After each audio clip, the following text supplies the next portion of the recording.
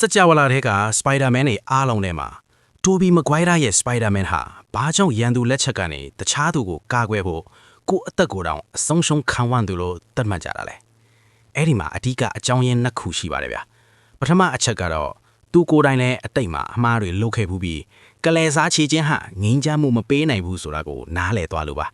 ဒုတိယအချက်ကတော့သူ့ရဲ့အချစ်ဆုံးတငယ်ချင်းသူ့ရဲ့ညီအကိုအရင်လိုချစ်ရတဲ့ Harry Osborn ကြောင့်ပါပဲဗျာMarvel စကြဝဠာထဲမှာ Spider-Man နဲ့ Harry တို့ရဲ့တငယ်ချင်းတယောက်စင်ဟာ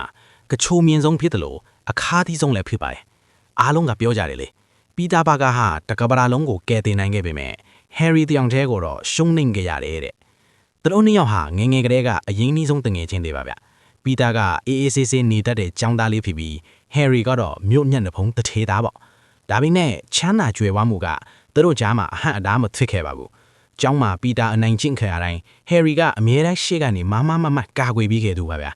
ဒါပေမဲ့ကန်ဂျမာကရက်ဆက်လုံးပါတယ်ဗျာ Harry ရဲ့အဖေ Norman ဟာစမ်းသပ်မှုတစ်ခုကြောင့် Green Goblin ဆိုတဲ့လူသက်မိစာကြီးဖြစ်သွားခဲ့ပြီးနောက်ဆုံးမှာ Spider-Man နဲ့တိုက်ပွဲဖြစ်ရင်ကိုလက်နက်နဲ့ကိုပြန်ထိပြီးတေဆုံးသွားခဲ့ရတာပေါ့ Norman ရဲ့နောက်ဆုံးစကားကဒါကို Harry ကိုမပြောပါနဲ့တဲ့ဒါပေမဲ့ Harry ကတော့သူ့အဖေကို Spider-Man ကတတ်လိုက်တာလို့တစ်ထပ်ထဲယုံကြည်သွားခဲ့ပါတယ်သူဟာ Spider-Man ကိုကလဲစားချေဖို့ကြိုးစားပေမဲ့သူတငယ်ချင်းပီတာအပေါ်မှာတော့တရောစီမပြတ်ခဲ့ပါဘူးဗျမင်းကငါ့မှာရှိတဲ့တူးတဲ့သောမိသားစုပါပီတာလို့သူဝန်ခံခဲ့ဘူးတာကိုမှတ်မိကြအောင်ပါဗျဒါပေမဲ့လေအခြေအနေတွေကတဖြည်းဖြည်းနဲ့ဆိုးဝါးလာခဲ့ပါတယ်သူချစ်ရတဲ့မိန်းမလေး Mary Jane ကပီတာကိုချစ်သွားတာသူရင်းနှီးမြုပ်နှံထားတဲ့ nuclear စီမံကိန်းပျက်စီးသွားတာတွေက Harry ကိုအမှောင်ထဲတွန်းပို့လိုက်တယ်လို့ဖြစ်သွားတာပေါ့သူဟာဒေါသတကြီးနဲ့ပီတာကိုအော်ဟစ်ခဲ့ဘူးတယ်မင်းကငါအဖေအတွက်ကလဲစားချေဖို့ကိုတားတယ်ဒါပေမဲ့ Spider-Man ရဲ့ဓာတ်ပုံတွေကိုရောင်းပြီးမင်းကပတ်စံရှာနေတယ်မင်းကဘလို့တငယ်ချင်းမျိုးလဲအဲ့ဒီအချိန်ကစပြီးသူတို့နှစ်ယောက်ဟာညီအကိုတွေကနေတေစိမ့်တွေဖြစ်သွားခဲ့ရတာပါဗျ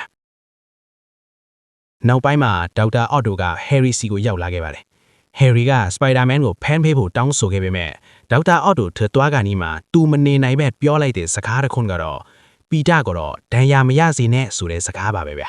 ဟာဒါဟာဘလောက်ပဲမုန်းနေပါစေသူ့စိတ်ထဲမှာပီတာကိုချစ်နေသေးတယ်ဆိုတာတတ်တယ်ပြလိုက်တာပဲမဟုတ်လားဗျ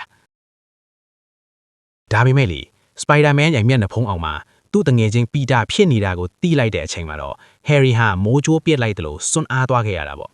အဲ့ဒီနောက်ပိုင်းမှာ Harry ဟာ New Green Goblin အဖြစ်ပီတာကိုကလဲစားချေဖို့ကြိုးစားခဲ့ပါတယ်သူတို့နှစ်ယောက်ပြင်းထန်တိုက်ခိုက်ရင် Harry ဟာခေါင်းထိခိုက်ပြီးအတိုက်မိတ်သွားပါတယ်ဗျအဲ့ဒီအချိန်လေးဟာသူတို့နှစ်ယောက်ငယ်ငယ်ကလေးပြန်ပြီးပျော်ရွှင်ခဲ့ရတဲ့ခဏတာငင်းချမ်းရေးကာလလေးပေါ့ဗျာဒါပေမဲ့အတိတ်ကလေးပြန်တတိရလာတဲ့အခါမှာတော့ Harry ဟာပီတာကိုရုပ်ပိုင်းဆိုင်ရာအတင်တဲမကစိတ်ပိုင်းဆိုင်ရာပါဖျက်ဆီးဖို့ကြိုးစားခဲ့ပါတယ် Mary Jane ကိုပီတာနဲ့လမ်းခွဲခိုင်းပြီးငါတခြားတစ်ယောက်ကိုချစ်သွားပြီလို့ပြောခိုင်းတာပေါ့ပီတာရင်ကနေတာကိုကြည့်ပြီး Harry ကအဲ့ဒီတခြားတစ်ယောက်ကငါပဲလို့ပြောလိုက်တဲ့အခါမှာတော့ပီတာရဲ့ကဘာကြီးတစ်ခုလုံးပြိုလဲသွားခဲ့ရတော့ပါတယ်ဒေါ်ဒါထွက်နေတဲ့ပီတာဟာ Venom ဝက်စုံကိုဝစ်ပြီး Harry အိမ်ကိုတွားရောက်တိုက်ခိုက်ခဲ့ပါတယ်အဲ့ဒီတိုက်ပွဲမှာပီတာကငိုတော့လေ Goblin လေးငိုတော့လို့ရိုင်းဆိုင်ပြောဟဲ့ယုံတိမ်မက Harry ကိုဘုံနဲ့ပစ်ပေါက်လိုက်တဲ့အတွက် Harry ရဲ့မျက်နှာချမ်းတစ်ချမ်းဟာအကြီးမှပျက်စီးသွားတာပေါ့ဗျာဒါပေမဲ့ဇက်သိမ်းပိုင်းမှာတော့အမှန်တခွေကိုတိသွားတဲ့ Harry ဟာသူ့တငယ်ချင်းပီတာကိုကယ်တင်ဖို့တိုက်ပွဲတွေကိုရောက်လာခဲ့ပါတယ်သူတို့နှစ်ယောက်ညီကိုတွေလိုဘေးချင်းရင်ပြီးတိုက်ခိုက်ခဲ့ကြတာဟာ Marvel သမိုင်းမှာအမိုက်ဆုံးမြင်ကွင်းတစ်ခုပါပဲဗျာ